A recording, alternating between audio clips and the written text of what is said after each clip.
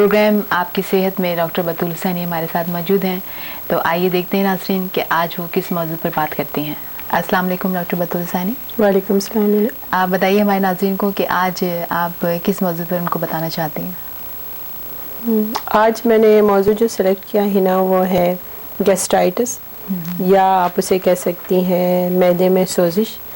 اور اگر آپ اس کو اور مطلب یہ کہ ذرا جو مشہور نام دینا چاہیں تو السر، معدے میں السرز جو ہو جاتے ہیں اس کے بارے میں ہے.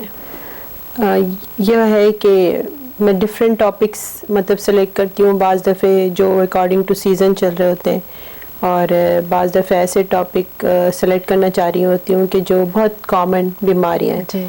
تو جو معدے میں سوزش یا ایسیڈیٹی یا السر، یہ آپ سمجھیں کہ مطلب throughout the world it's a common بیماری ہے، بہت عام بیماری ہے.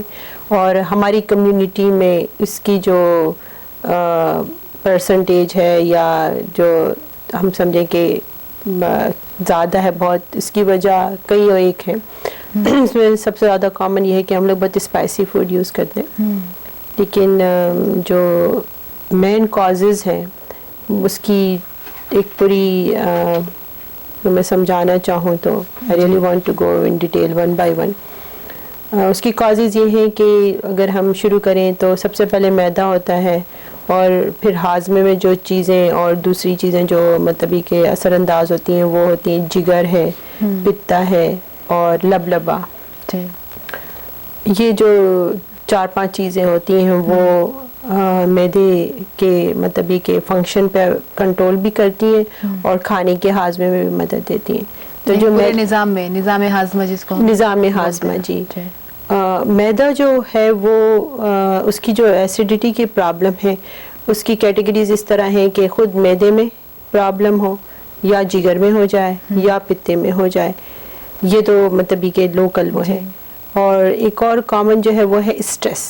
مطلب اسٹریس بھی جو ہے آٹونامک نروس سسٹم، یا آپ جیسے سمجھیں کہ لاشعور کا ایک پورشن ہوتا ہے جو کہ آٹونامک نروس سسٹم کہلاتا ہے، اس کے ذریعے بھی جو ہے معدے کی ایسیڈیٹی کو بڑھا کر وہاں پر سوزش اور السر جو ہے بناتا ہے. تو پہلے ہم آپ سے یہ پوچھیں گے کہ سوزش یہ ہے کیا چیز؟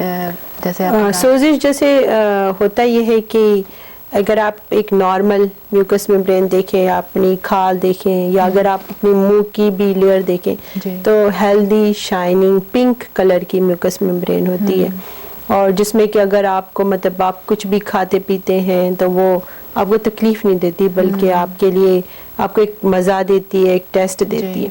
لیکن اگر یہی جگہ اگر سرخ ہو جائے اور کھردری ہو جائے تو پھر اس کو ہم سوزش کہتے ہیں.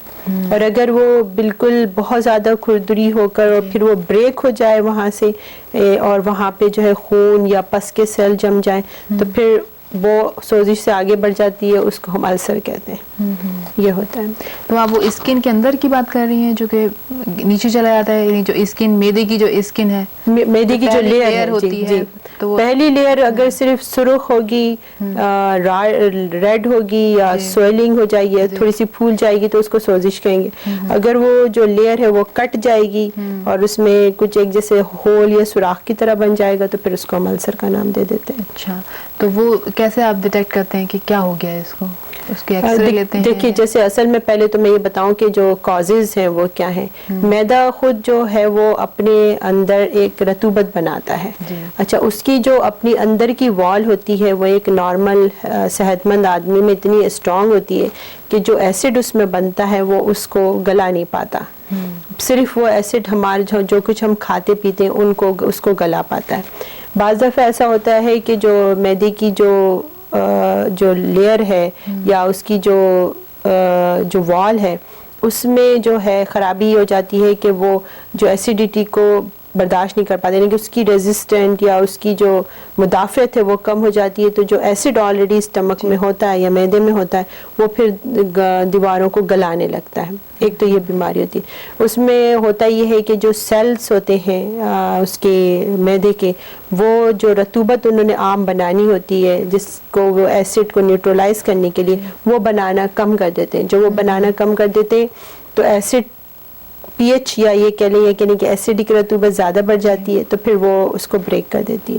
یا بعض دفعہ ایسا ہوتا ہے کہ سیلز خود ایک خاص پی ایچ یعنی کہ خاص اماؤنٹ آف ایسڈ بنانے کے بجائے ہر وقت ایسڈ بناتا رہتا ہے. لائک جب ہم کھانا کھاتے ہیں تو ایک ایسڈ کا انفلکس آتا ہے اور وہ کھانے کو ہضم کر کے پھر کم ہو جاتا ہے. لیکن بعض دفعہ کیا ہوتا ہے کہ جو اسٹمک ہے بغیر کسی ریزن کے زیادہ acid throughout the day بناتا رہتا ہے, جس کی وجہ سے بھی دیواریں جو ہے خراب ہو جاتی ہیں. اسی طرح اگر پتا پراپرلی فنکشن نہ کرے, کیونکہ پتا کیا کرتا ہے کہ وہ ایک خاص قسم کا ایسیڈک کے بجائے الکلائن مادہ, لائک جیسے ہم کہنا ترش ہوتا ہے, ایسڈ تو ہوتا ہے جو کہ جلاتا ہے, اور ایک ترش نام کی چیز جسے الکلی ہم کہتے ہیں, لیکن الکلی میں یہ ہوتی ہے کہ وہ ایسڈ کو نیوٹرلائز کرتی ہے, وہ بناتا ہے. تو اگر پتے کا فنکشن خراب ہو جائے تو وہ چیز کم ہو جاتی ہے, تو پھر بھی ایسیڈیٹی بڑھ جاتی ہے. اسی طرح اگر جگر کے اندر پرابلم ہو تو پھر وہ پتے پر اثر کرتا ہے, پتے کی وجہ سے پھر دوبارہ سے جو ہے نا معدے کی ایسیڈیٹی بھی بڑھ جاتی. اچھا, تیسری چیز جو سب سے زیادہ کامن ہے وہ ہے جو کہ وداؤٹ لائک معدے کی خرابی اور کسی اور چیز کی وجہ سے ہوتی ہے, وہ اسٹریس ہے. اور اسٹریس جو ہے وہ جیسے میں نے بتایا کہ وہ صرف یہ کرتا ہے کہ ایسڈ آؤٹ پٹ کو بڑھا دیتا ہے, اس کی وجہ سے بھی جو ہے وہ السرز بن جاتے ہیں. ابھی آپ نے جو بات کی اسٹریس کی, تو یہ خود ایک بیماری ہے اسٹریس؟ نہیں, اسٹریس خود ایک بیماری تو نہیں ہے, لیکن یہ ہے کہ مطلب وہ تو کسی وجہ سے بھی ہو سکتا ہے. جی ہاں, وہ کسی وجہ سے بھی ہو سکتا ہے. پریشانی ہے یا آپ کے یہ کوئی اور وجوہات بھی ہو سکتی ہیں کہ آپ کو کوئی پرابلم ہے تو وہ اسٹریس ہونا ایک لازمی امر ہے کہ وہ پریشان ہو کے وہ اسٹریس ہو. ہاں, لیکن اس میں ایک سب سے امپورٹنٹ چیز یہ ہے نا کہ اسٹریس جو ہوتا ہے نا وہ ایک عام لائف اسٹائل میں یہ ہوتا ہے کہ آیا اور ختم ہو گیا. خاص طور پہ جیسے اگر ہمارا جو پاکستانی کلچر ہے, یا اگر ہم اپنے ملک پاکستان میں رہتے ہیں تو وہاں پر یہ ہوتا ہے کہ چلے کیا کہتے ہیں کوئی فائنینشیل پیسوں کی پریشانی ہے, یا پیرنٹس بیمار ہیں ان کی پریشانی ہے, بچہ بیمار ہے ان کی پریشانی. But I feel in America the whole life is stressful, and I feel like جو یہاں کی جو ہماری کمیونٹی کے لوگ ہیں ان کو تو میں بہت زیادہ اس بیماری سے مطلب متاثر دیکھتی ہوں.